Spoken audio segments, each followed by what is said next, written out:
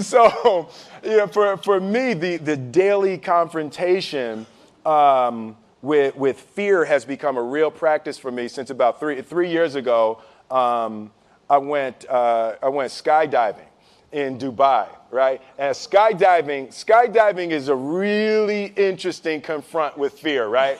So I gotta stand up. I'm sorry, I gotta stand up. All right. So all your friends, what happens? You go out. I dropped my thing. Yeah. So what happens is you go out the night before and you take a drink with your friends and somebody says, "Yeah, we should go skydiving tomorrow."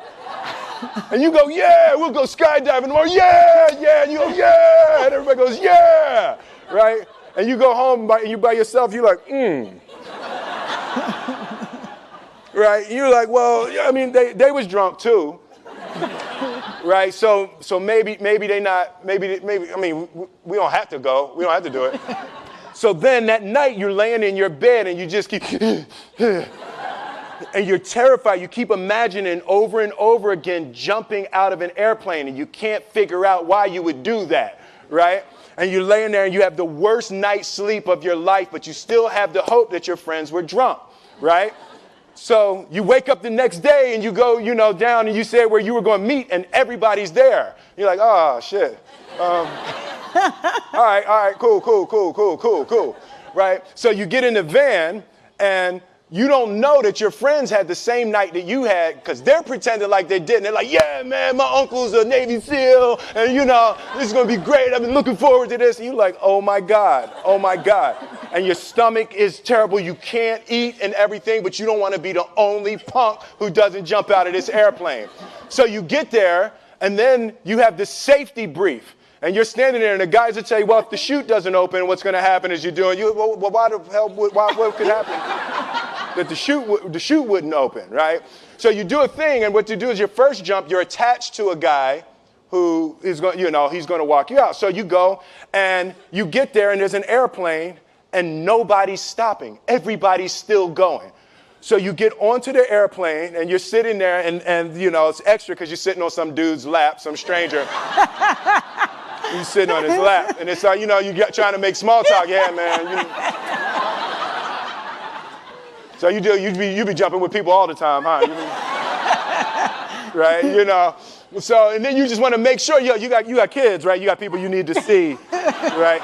You just want to make sure he's serious, right? So you get in there. So everything's normal. So you fly and you go up to 14,000 feet, and you notice there's a light. It's red, and it's yellow and green, right? So right now the light's red. So then you start thinking at some point the light's going to go green, but you don't know what's going to happen, right?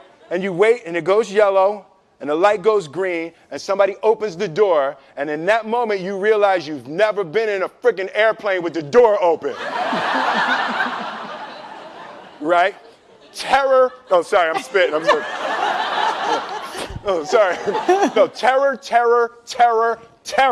Right? So you go, and then, if you were smart, you sat in the back so you don't go first, right? And then people start going out of the airplane. And you go, and the guy walks you up to the end of the thing, and you're standing, and your toes are on the edge, and you're looking out down to death. And they say, on 3. And they say, 1, 2, and he pushes you on 2 because people grab on 3, right? Right? And you go,